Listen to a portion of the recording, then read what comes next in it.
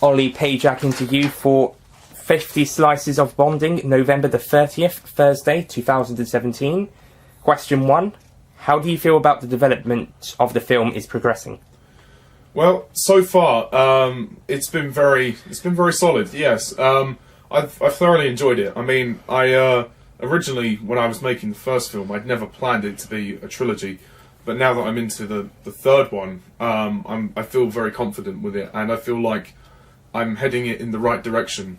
And it's really a testament to me and the team. You know, I have a great team of people that I know, and they have all committed 100% to this. Yes, there's been challenges along the way. You know, nothing ever runs smoothly, but you know, you work with what you have, and I really feel privileged that I came up with this idea and I was able to tell this story. And I feel very glad that it will now be 3 films together as a big, grand story that can be seen from beginning to end. Question 2. How do you feel about making a third family bonding film? Well, the third one, yeah. With the third film, I wanted 50 Slices to feel very different to the first 2. The first 2 have a similar kind of structure in that it's the family, they get together in the house and there's a big palaver and then there's a big fight. You know, that's a very dumbed down explanation of what happens. This one, there's more emotion, there's more conflict, there's more drama, and there's also more humour. Some scenes are quite more extreme than others, but yeah, I think it was a case of raising the bar and also bringing the story to its natural conclusion, making sure all the loose ends were tied up, and I think that was what I wanted to do when I made the decision to make not 1 but 2 more bonding films. I made the second one with the intention of making another one to bring the story to a natural close. I thought there was more story to tell after the first one, and I'm just glad that I get to fully express that. Question 3. How did the ideas from the Bond life sketches come to you, and what differences, without spoiling the film, can you tell us about the adaptation of the sketches? Adaptation.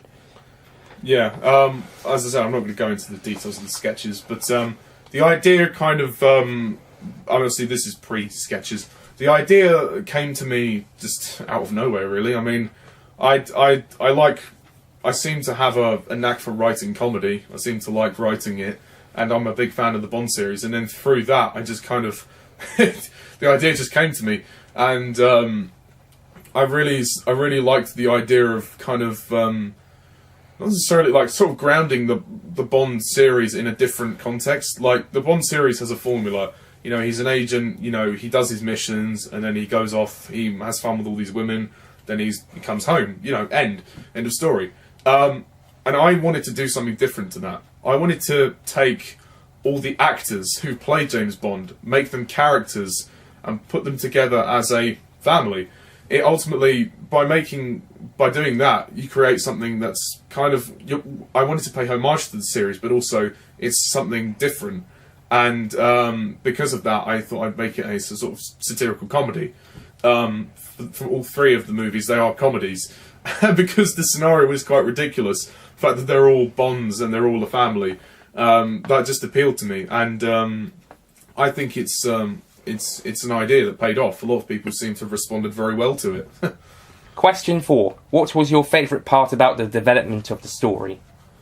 The story in terms of this movie or the whole story? Both. Well, in terms of 50 Slices of Bonding, this third part of the story, I think it's the best of the 3. I'm not trying to sound vain in that, but I generally think it's the best of the 3. It takes the story to another level. It takes the characters to another level. It's the most emotional of the 3. I think it's the funniest of the 3, and I think it's the most ambitious of the 3. It's on a bigger scale, and it separates itself more than the first 2 do as well. And I think gradually the whole story over the 3 films, like the first one starts out as quite a simple comedy film, and then the second one, the story expands to something a bit more dramatic, and this one it's even more. So from a scale point of view, it progresses quite a lot, and I think this one is the most exciting of the three, and there's a lot of surprises in there. And also for the Bond fans of the official series, I've tried to add my own little references in there. So there's some nice little nods to the actual Bond series by names of characters or names of things, or, well, I'll leave you to watch the movie and find out what they are. Question 5. What was your favourite part about the filming so far? Filming so far for 50 Slices, I've enjoyed getting the team back together. Some are old and some new. I've enjoyed directing. I really enjoyed the directing side of it, because so James Bond is something I'm very passionate about, and to make something of my own that is James Bond, I couldn't be happier. And also the fact that I'm also in it as well. I played Pierce Brosnan in the films as well. That's a great joy to direct and to act, and to kind of put it all together is great. And I think I've just really looked forward to filming these scenes that I've written. It's when you write the scenes in the script, then you see them come alive. It really does. It kind of blows your mind in a way. You go, wow, okay, it's now alive. Because when I write down my scripts, I imagine the actors saying the lines. Obviously, when I've written the sequels, I've done that. The first movie, I kind of had to just draw from my own mind and from the Bond franchise. But it's really exciting stuff. It's not easy. It can be difficult at times with a lot of people, but the end result is so worth it. It really is. Question 6. Are you considering making more Bond-related films or sketches? I haven't thought that far ahead. I haven't thought about making anything in terms of Bond after this. I will be doing other projects, obviously, within License to Film. I'm going to be directing a film for the Dark Nuke cinematic universe. I'm writing and directing a film called Nomad, so stay tuned for that, which will have elements of comedy and elements of action and drama and all of that sort of thing. But in terms of James Bond, I haven't thought that far ahead. I feel like this is a good way to end my trilogy that I've made, but I'm possibly producing a spin-off for a certain character who I will not mention yet. So that's going to be sort of sorted out, but I'm not sure exactly how that's going to fit in. I'm going to wait till I finish this before anything is confirmed to that. So, Question 7. What inspired you to make the characters as they are, aside from and alongside inspiration from the original actors and/or their portrayals as their characters? Well, I guess the way the actors portrayed their own versions of Bond in the movies, in the official series, that was a good template for me to kind of construct the characters in my films. For example, Sean Connery, who's just completely... Well, I kind of changed Sean Connery, actually. I made him kind of more angry. He's angry dad, basically. Lazenby, who's an idiot, and he's kind of drunk. Dalton's over-emotional, the mother figure who's trying to keep this family together. Roger Moore's quite reserved, kind of like grandfatherly gentleman. Pierce Brosnan, who's a kid, who's out of his depth, he doesn't know what he's doing. And Daniel Craig, who's emotionless, he doesn't do anything. And so I've all tried to make them distinctive in what they do. But I think that's what's funny about it, is that you have these 6 different personalities together as one family, clashing. Obviously, more characters have been added into the story as the sequels have progressed. But in terms of the 6 Bonds, yeah, the actors themselves definitely provided a lot of inspiration, and I'm very glad that they were, because I now watch the films back and I think, well, you know, I've changed that and I've changed that. There are particular, you know, obviously the actors that I hire, they bring their own qualities to the roles. But it's nice that you can see the character of, say, Sean Connery or Daniel Craig or Pierce Brosnan in the actors. I mean, I'm not trying to talk about myself in a vain way here, but you know, it's really quite good, and because the whole thing is really centered around them. So if they weren't going to work, then the movies weren't going to work. So I'm really glad that they do work as characters, and people respond very well to them. They think they're hilarious. So that's good. It's good enough for me. Question 8. Sorry if that was a bit loud. How do you feel about the actors' portrayals as their characters, including your own performance in the films? This is the actors in your film. The actors in my film. Yeah, I mean, I'm going to exclude myself for the moment. The other five, of course, over the course of the films, some of them have been recast. This isn't because of me. This is due to practical issues. Some of them not being able to commit to the project. But some of them have stuck through, and some of them will be sticking through to all three of them. But you know, I felt like in Christmas Bonding, that was when I really got the cast down. I mean, the first movie was fine. I had to work with what I had, and that was great. But the second one, I really felt like the cast, the six Bonds had were fully fleshed out. I have a lot of loyal actors, and they were really committed to what they do. And I think the performances that I've achieved from those people have really helped make the films as good as they are. Because without them, it wouldn't work, and people wouldn't be able to tell who's who, like what. But particular highlights for me are obviously Sean Connery. Jake is very good as Connery. Lazenby, Mick does a good Australian accent, so that was quite funny. And then obviously Keys as Roger Moore, Ben as Timothy Dalton, and myself as Brosnan. At the end of the day, with Brosnan, I have the advantage of kind of looking a bit like him in the hairstyle. That wasn't intentional, but yeah. And then Daniel Craig, played by James. They're all wonderful sets of characters. I mean, I only decided to play Brosnan because, you know, I was really struggling to cast this guy, and I thought, well, is there any way forward, or do I have to step in and do it? And that's ultimately what I did. And I actually quite like playing a character. I seem to end up playing characters in all of my films. It just not intentionally, but that's the way it seems to have worked out. And I think he's a great character to play. Yeah. Question 9. What do you hope to make or do in the future? I hope to do things that aren't just comedy related. I did make a film called The Truth Inside, which was more serious. I mean, it had elements of mild comedy, but it was a very serious, emotional drama. And I want to do more stuff like that. I want to show a bit more range as a director. I don't just want to be the guy that does comedy all the time. I'd like to have a chance at writing and directing more serious stuff, more grounded stuff. So that's what I want to do. I might try my hand at some more animation as well. I mean, I did make an animation film called Food Glorious Food, which was quite funny, if I say so myself. But yeah, so I mean, and I want to sort of close the door on this James Bond trilogy. Not that I will forget about it, but just that, you know, as I said, to show range and to move on. Question 10.